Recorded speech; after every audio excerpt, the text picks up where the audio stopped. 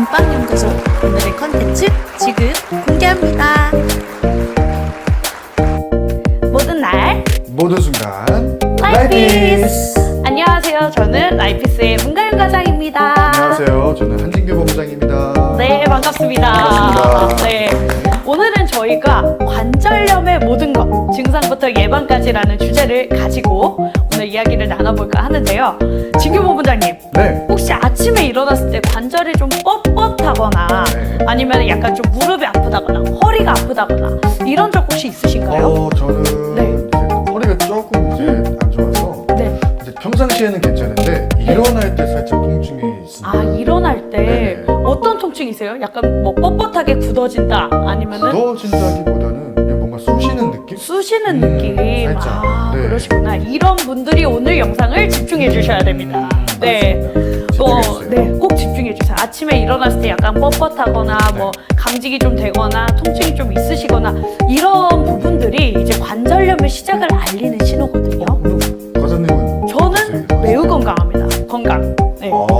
그냥 네. 한 번에 팍 그냥 일어났어요? 좀 피곤해서 한 번에는 못 일어나지만 뼈가 뭐 아프거나 시리거나 이런 거는 관절, 네, 뼈 아주 튼튼합니다. 네. 네. 엄청 건강하시죠? 네, 힘하면 또 저고 건강하면 또 문가인이거든요. 맞습니다. 네, 무거운 거 많이 잘 드시죠? 무거운 거 혼자, 아주 잘 듭니다. 혼자 잘 드시죠? 네. 저 봤습니다. 맞습니다. 그래서 오늘 영상에서는 관절염의 주요 증상에 대해서 1편에서 한번 다뤄볼까 하고요. 네. 초기에 어떻게 알아차릴 수 있는지까지 저희가 한번 같이 살펴볼 테니까 오늘 영상도 끝까지 꼭 시청해 주시기 바랍니다. 네. 네. 알겠습니다. 본격적으로 시작할 건데 네. 진규 본부장님 그 관절염이요. 네. 증상이 네. 종류만 해도 100가지가 넘는 거 혹시 알고 계세요? 100가지 정도까지는 몰랐어요. 모르셨죠? 네. 저는 저도 한두 가지, 한 세 가지. 한 3가지 정도. 네. 저도 한 3-4가지 정도는 들었는데 네. 야, 이 관절염의 증상이 무궁무진하더라고요, 정말. 100가지로. 네, 100가지가 넘어요. 그 중에서도 저희가 오늘 6가지 가장 많이 발생되는 6가지 증상에 대해서 알아볼까 하는데요. 네. 관절염이라 그래서 모두 같은 질병이 아니더라고요. 다 네, 다르죠. 다 다릅니다.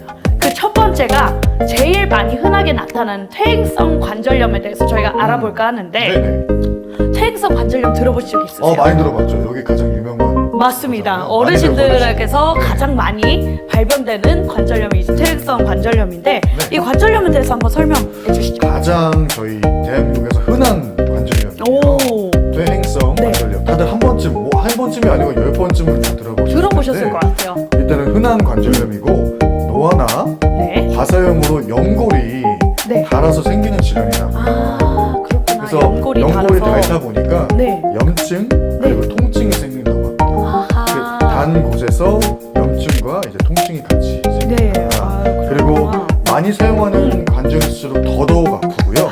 그리고 나이가 들수록 흔한 관절염이다라고 맞아요. 생각해 주시면 될 것 같습니다. 어르신분들이 보통 이제 관절염 있으시다 하면 거의 다 퇴행성 관절염이시잖아요. 나이가 들수록 네, 나이가 들수록 많이 노화가 연골을 되는 사용하다 거니까. 보니까 네, 그렇게 맞습니다. 되는데 이 퇴행성 관절염이요. 가만히 있을 때는 통증이 거의 없대요.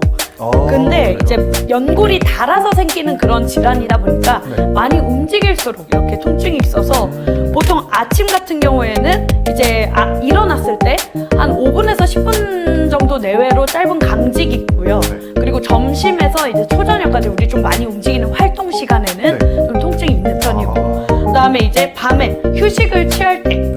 휴식을 취할 때는 이제 낮보다는 조금 덜하지만은 그때도 통증이 좀 나타나는 그런 특성을 가졌다고 합니다. 네, 주요 부위 같은 경우에는 무릎이라든지 손가락, 고관절, 척추에서 많이 나타난다고 하고요.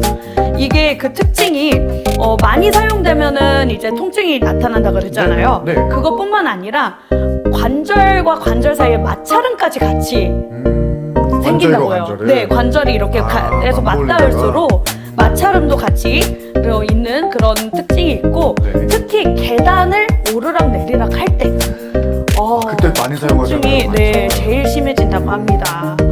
이런 특징이 있고 우리가 그리고 퇴행성 관절염 이따가 또 한번 비교를 해보겠지만은 이거랑 비슷한 관절염이 또 하나 있어요. 비슷한. 네, 바로 류마티스 관절염. 류마티스도 많이 들어봤어요. 류마티스 많이 들어보셨죠? 네네네. 류마티스랑 퇴행성 관절염이랑 비슷해서 네. 조금 헷갈리시는 분들이 많은데 일단 류마티스 관절염에 대해서 먼저 알아보고 저희가 네. 비교까지 한번 해드리도록 네, 하겠습니다. 알겠습니다. 류마티스 관절염도 한번 설명해 주시죠. 네, 류마티스 관절염 많이들 들어보셨을 네. 텐데요.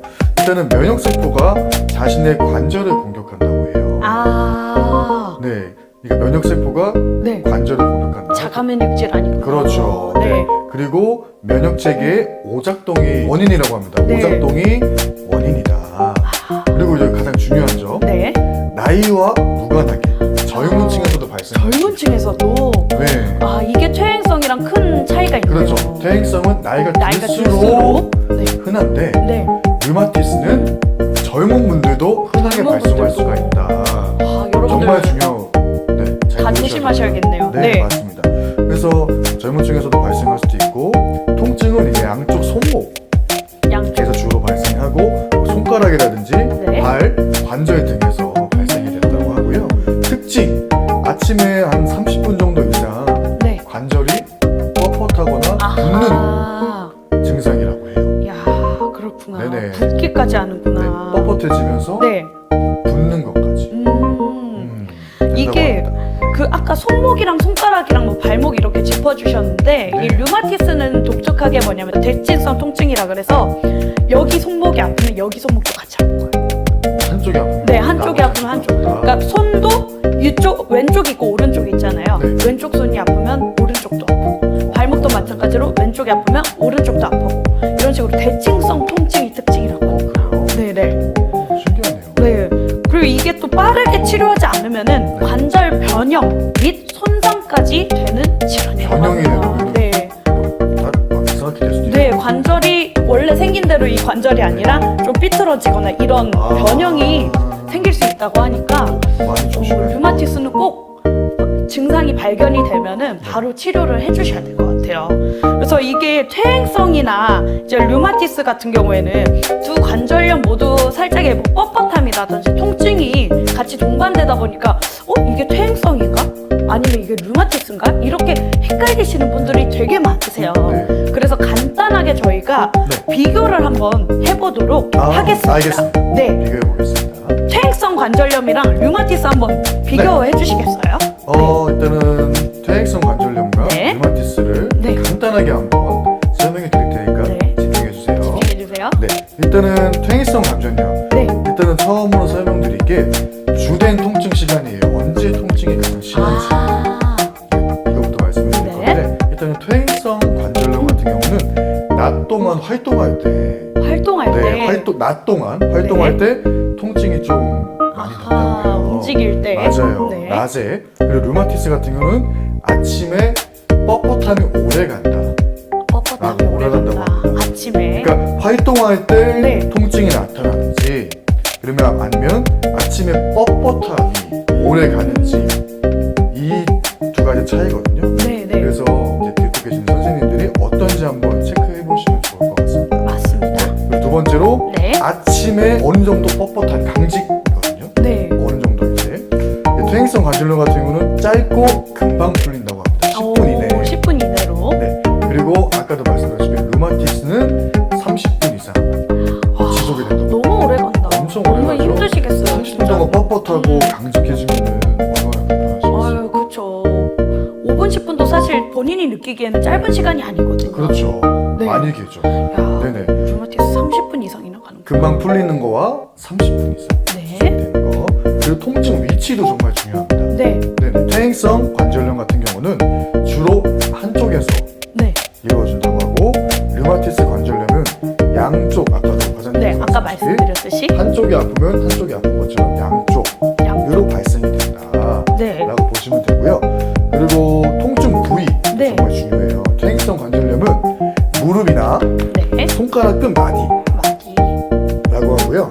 류마티스 관절염은 손가락 두 번째 마디라고 합니다. 두 번째 마디. 독특하네요. 네, 정말 독특하죠. 그래서 보통 이제 마디 쪽이 많이 아프다라고 많이 표현을 하시는데 네네. 류마티스 같은 경우에는 두 번째 마디가 정말 통증이 신기해요. 있다. 두 번째, 뭐첫 번째, 세 번째도 아니고 네네. 두 번째 마디부터라고. 아하. 그리고 손목. 손목. 그래서 무릎이 아프냐, 네. 손가락 두 번째 마디 뭐 손목이 아프냐. 차이를 두시면 돼요. 아, 네네. 아, 그리고 이제 마지막으로 네.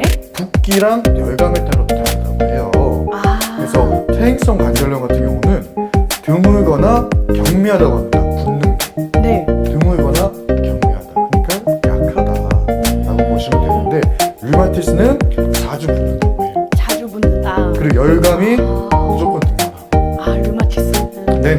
아, 그런 또 명확한 차이점이 있네. 네. 그러니까 약간 쉽게 말하면 예시를 들자면 무릎이 아프고 좀 움직이면 괜찮다. 이거는 이제 퇴행성 관절염이고 그리고 손가락 마디가 양쪽 다 붓고 붓는 게 포인트입니다. 맞습니다. 붓고 아침에 잘 펴지지 않는다. 그러면은 류마티스 관절염이다. 이렇게 우리가 구분을 할 수 있겠습니다. 맞습니다. 네, 또 다음으로 넘어가면요.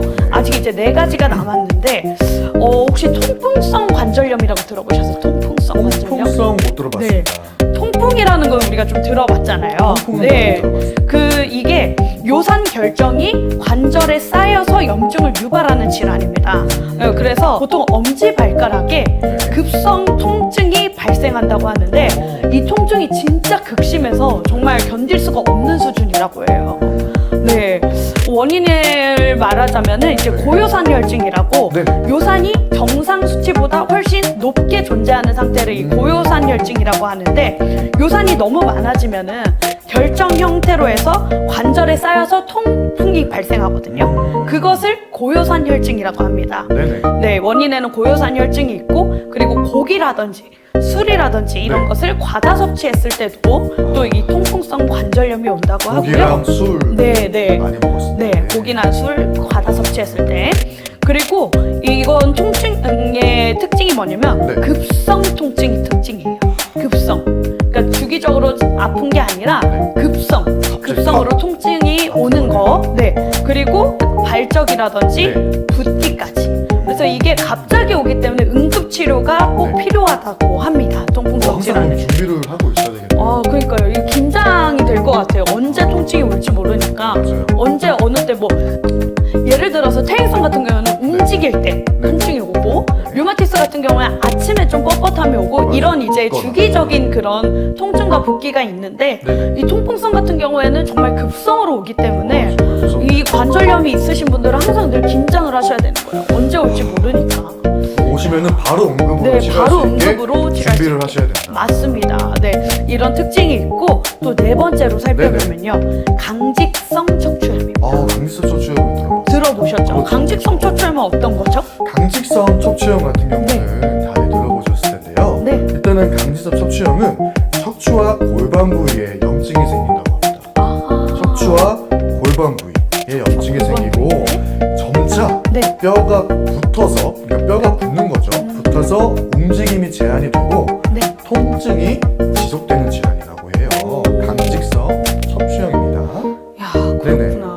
정말 중요한 것도 네. 있어요. 이게 특히 청년층 남성한테 흔하다. 청년층 남성에게 흔하다. 저 30대인데 청년이죠.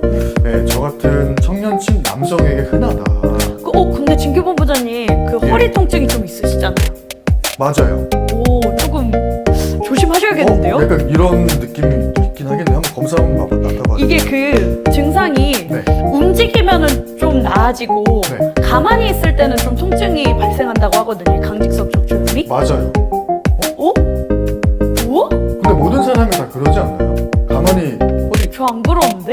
아니 허리를 안 쓰고 가만히 있으면은 네. 근데 움직이면은 나아지고 가만히 있을 때는 통증이 오는 거예요. 어떠세요? 통증은 안 와요. 아, 통증은 안 오고 살짝 뻣뻣해진다. 통증은 안 오고 살짝 네, 뻣뻣해진다. 뻣뻣해지는데 조금이라도 움직이면 바로 풀어지는. 병원 한번 가보겠습니다. 청년층 남성이기 때문에 좀 네. 조심하셔야 될 것 같아요. 네. 강직성 척추. 맞습니다. 이게 왜냐면은 치료를 하지 않으면은 네. 그 척추가 굳어요.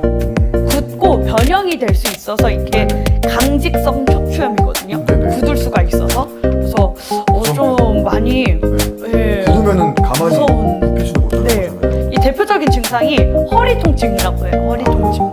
그 다음에 이제 아침에 일어났을 때 딱 강직이 되어 있는 형태인 거예요. 그리고 엉덩이 통증, 아까 골반 통증 있다고 네네. 했잖아요. 엉덩이 통증도 같이 유발이 되고, 그 다음에 척추 유연성이 감소되는 거죠. 우리 허리 돌리기라든지 이런 게 그 그 강직성 척추염을 앓고 계신 분들은 굉장히 힘들다고 해요.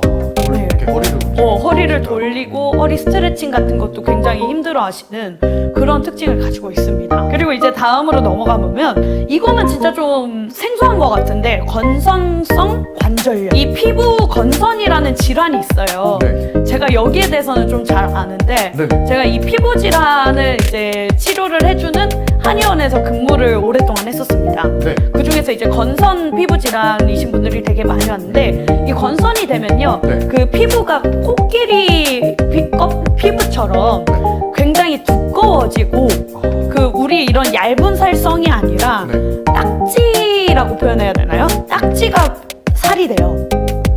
그러니까 이런 살색이 아니라 여기 다 상처예요, 상처. 건선이 오면은. 그래서 되게 빳빳해요. 이렇게 팔을 굽히는 게 저희는 지금 되게 안 자연스럽잖아요. 될 것 같은데요. 그 진짜 네. 안 돼요. 다 이렇게 상처로 다 되어 있어가지고. 그래서 약간 이제 나도 모르게 강직이 되는 네. 그런 이제 증상인데 네. 이 피부 건선이 있는 사람 중에서 30% 정도가 발생을 한다고 그래요? 합니다. 건선성 관절염이. 그리고 손가락, 발가락 관절이 붓고요. 그다음에 관절이 뻣뻣해지는 증상이 있고 네. 손가락 전체가 붓는 소시지 손가락이 특징이라고 합니다. 소시지 손. 네, 그러니까 이 건선 피부가 굉장히 피부가 두꺼워져요. 네, 그래서 네. 이런 손가락 전체가 같이 붓기도 하거든요. 손가락에 있으신 분들은. 네. 그래서 이 건선이랑 관절염이랑 같이 오시는 분들이 되게 많아요. 그래서 조심하셔야 될 것 같아요. 우리 피부 네. 질환 있으신 분들은. 건선 있으신 분들은 네. 더더욱 조심하셔야 그러니까 이게 팔 이렇게 굽혔다 펼다 굽혔다 폈다 하는 것도 어렵고 그 다리 같은 경우에는 무릎 이렇게 네. 접히는 부위 있잖아요. 네. 걸음걸이도 힘들어요. 진짜 심하신 분들은. 이렇게 네, 그냥 로봇처럼 걷게 되겠죠. 전신에 그 건선이 있으신 분들일수록 이런 증상들이 있습니다. 그래서 조심하셔야 될 것 같고 네. 우리가 다음 질환으로 또 넘어가 보면은 마지막으로 네. 루푸스 관절염이라는 게 있습니다. 루푸스 들어보셨나요? 뭐 들어봤습니다. 네, 근데 이제 조사를 한번 해오셨잖아요. 그렇죠. 한번 어떤 증상인지. 루푸스 네. 관절염. 네. 네, 루푸스 관절염 같은 경우는 이제 자가 면역 질환의 일부로 이제 발생이 된다고 해요. 네. 그래서 90% 이상의 환자에게 관절염이나 관절통까지 온다고 합니다. 하하, 관절통까지. 네, 관절통까지. 네, 네. 그래서 이제 손가락이나 손목 등의 관절의 가벼운 통증과 붓기가 이제 일어난다고 하면서 피부 발진, 네. 뭐 탈모, 피로감까지 전신 증상을 동반한다고 합니다. 와, 전신 증상. 증상. 야, 이것도 좀 무서운데. 그렇죠. 근데 이게 다행인 거는 그렇게 심한 염증은 좀 드물다고 하고요. 그 손가락이라든지 손목 이런 작은 관절에 나타난다고 해요. 무릎이라든지 발목이라든지. 심한 염증은 네, 네, 없는 거네요. 네, 심한 염증은 없고 작은 관절 부위에서 네. 나타나는 게 이제 증상의 특징이고 통증이 좀 있긴 한데 그래도 다행인 건 뭐냐면 관절 변형은 없는 질환이라고 합니다. 관절 변형은 없다. 네, 관절 변형은 없다. 그거는 정말 다행인데 네, 그래도 네. 조심하셔야 되겠네요. 맞습니다. 이러한 관절염 대표적인 6가지 증상에 대해서 저희가 알아봤는데 주요 증상에 대해서 지금부터 알아보려고 합니다. 관절염 네. 주요 증상. 네. 관절염의 대표적인 증상들을 지금부터 살펴볼 텐데 네. 그 첫 번째 관절 통증입니다. 첫 관절 번째, 통증. 관절 통증. Yes. 관절 통증. 이거는 가장 흔한 증상이잖아요. 맞습니다. 관절에 통증이 있는 거는. 네. 그 관절을 사용하고 난 다음에는 통증이 좀 심해지고 네. 그 다음에 계단을 오르락 내리락 할 때 무릎이 아프다면 퇴행성 관절염일 수가 있으니까 여러분들 꼭 병원 진료를 받아보시고요. 네. 아까도 말씀드렸지만 류마티스 같은 경우에는 휴식 중에도 통증이 있을 수 그렇죠. 있다. 경직돼 있을 네, 때. 경직돼 있을 네. 때 그런 이제 증상이 있습니다. 네, 두 번째는 뭘까요?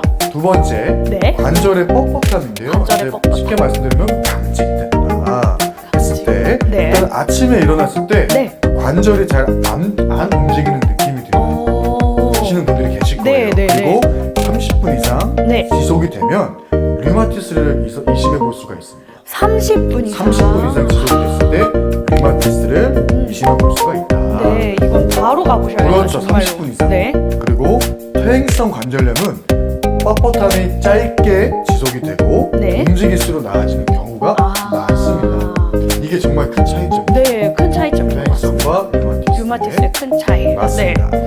한번 저희가 말씀드리는 증상들 한번 잘 들어보시고 혹시 나도 약간 이런 증상이 있는데 싶으신 분들은 꼭 전문의에게 그렇죠. 상담을 받아보시기 바랍니다. 병원에 네, 가셔야죠. 그리고 세 번째 증상으로는 관절 붓기라든지 열감의 증상이 있다. 네. 손가락, 무릎 등이 붓거나 그리고 만지면 따뜻한 열감이 느껴진다 하시면 의심을 해보셔야 되고요. 그리고 이 증상 같은 경우에는 그 관절에 염증이 생겼다는 뜻이에요. 아, 네, 그래서 네. 진짜 쉽게 볼 게 아니다.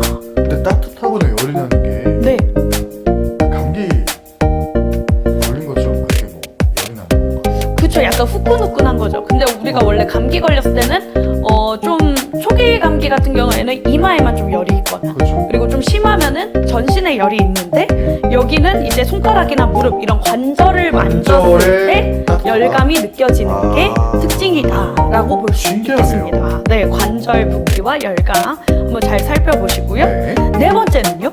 네 번째는 이제 네. 움직임에 제한이 있다고 합니다. 움직임의 그래서 이거 제한. 같은 경우는 관절이 부드럽게 움직이지 않고 네, 이렇게 움직이지 않고 웨이브 한번 해보시죠. 이렇게 움직이는 거죠. 뻣뻣하신 건가요? 아니 부드러운 거는 이렇게 부드러운데 오, 카키춤처럼 되는 거죠. 진짜.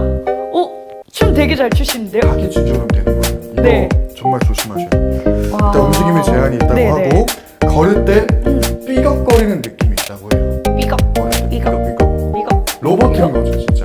네. 그리고 관절이 걸리는 듯한 느낌이 든다고 합니다. 관절이 좀 결린다고 표현하는 그 그렇죠. 결림.